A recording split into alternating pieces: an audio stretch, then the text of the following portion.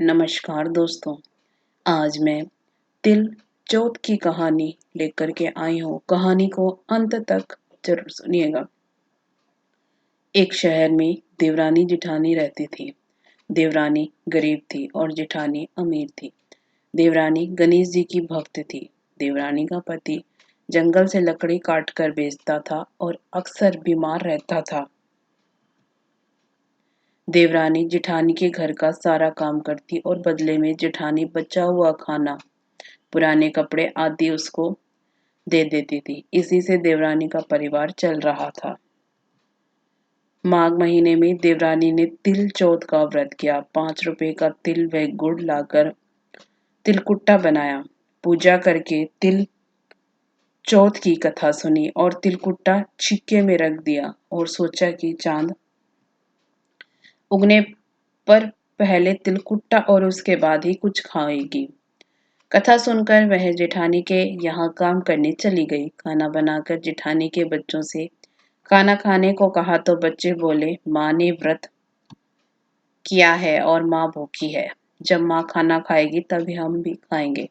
जेठ जी को खाने खाने को कहा तो जेठ जी बोले, मैं अकेला नहीं खाऊंगा। जब चांद निकलेगा तब सब खाएंगे, तभी मैं खाऊंगा। देवरानी ने कहा, मुझे तो घर जाना है, इसलिए मुझे खाना दे दो। जेठानी ने उसे कहा, आज तो किसी ने भी अभी तक खाना नहीं खाया, तुम्हें कैसे दे दूं? तुम सुबह सवेरे ही बचा हुआ खाना ले जाना। देवरानी उदास मन से घर चली गई। देवरानी के घर पर पति बच्चे सब आस लगाए बैठे थे कि आज तो त्योहार है, इसलिए कुछ पकवान आदि खाने को मिलेगा। परंतु जब बच्चों को पता चला कि आज तो रोटी भी नहीं मिलेगी तो बच्चे रोने लगे। उसके पति को बहुत गुस्सा आया। कहने लगा, सारा दिन काम करके भी 2 रोटी नहीं ला सकती तो काम क्यों करती हो? पति ने गुस्से में आकर पत्नी को कपड़े धोने से मारा। धोना हाथ से छूट गया तो पाटे से मारा। वह बेचारी गणेश जी को याद करती हुई रोते रोते पानी पीकर सो गई। उस दिन गणेश जी देवरानी के सपने में आए और कहने लगी, धोने मारी पाटे मारी, सो रही है या जाग रही है? वह बोली, कुछ सो रही हूँ, कुछ जाग रही हूँ। गणेश जी बोले, भूख लगी है, कुछ खाने को दे। देवरानी बोली, क्या दूं? मेरे घर में तो अन्न का एक दाना भी नहीं है। जेठानी बचा कुचा खाना देती थी, आज वो भी नहीं मिला। पूजा का बचा हुआ तिलकुट्टा छीके में पड़ा है, वही खा लो। गणेश जी ने तिलकुट्टा खाया और उसके बाद कहने लगे, धोने मारी पाटे मारी, निमटाई लगी है, कहाँ निमटे? वो बोले, ये पड़ा घर, जहाँ इच्छा हो वहां निमट लो। फिर गणेश जी बोले, अब कहाँ पहुंचूं? अब देवरानी को बहुत गुस्सा आया कि कब से तंग करे जा रहे हैं, सो बोली, मेरे सर पर पहुंचो। और कहाँ पहुंचोगी? सुबह जब देवरानी उठी तो यह देखकर हैरान रह गई कि पूरा घर हीरे मोती से जगमगा रहा है। सिर पर जहां विधायक जी पहुंचने कर गए थे वहां हीरे के टीके और बिंदी जगमगा रही थी। उस दिन देवरानी जिठानी के काम करने नहीं गई। जिठानी कुछ देर तो राह देखी, फिर बच्चों को देवरानी को बुलाने भेज दिया। जेठानी ने सोचा, कल खाना नहीं दिया था इसलिए शायद देवरानी बुरा मान गई होगी।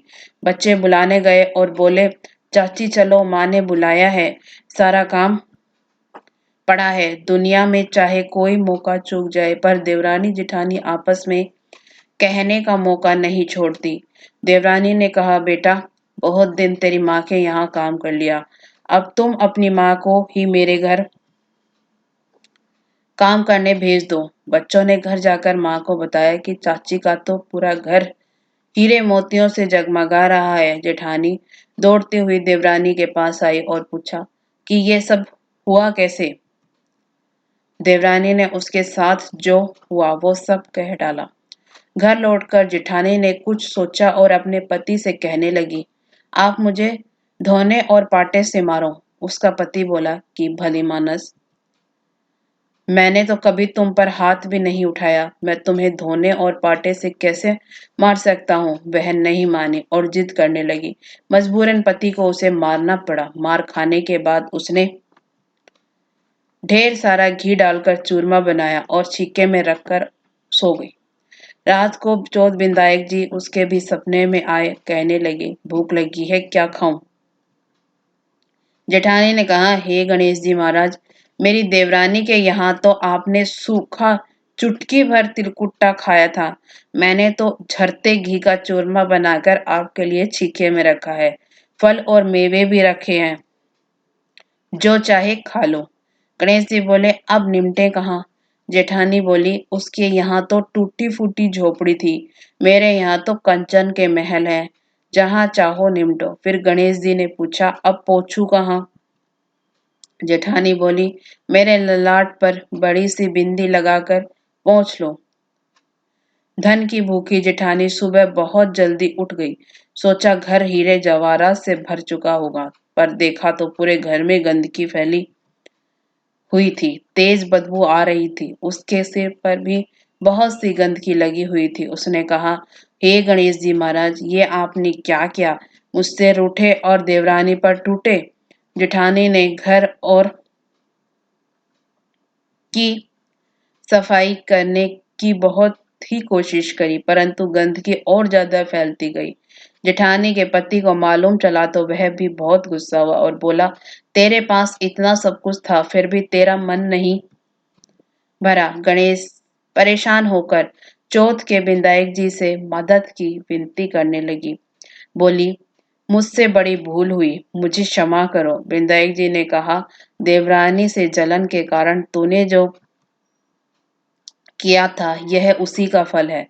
अब तू अपने धन में से आधा उसे देगी, तभी यह सब साफ होगा।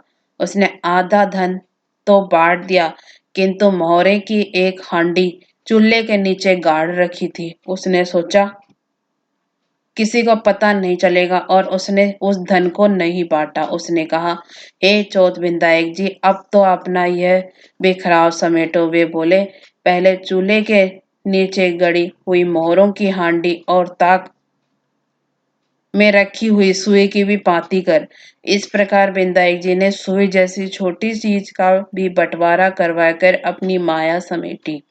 हे गणेश जी महाराज, जैसी आपने देवरानी पर कृपा करी, वैसी सब पर करना। कहानी कहने वाले, सुनने वाले व हुकारा भरने वाले सब पर कृपा करना, किंतु जेठानी को जैसी सजा दी वैसी किसी को मत देना।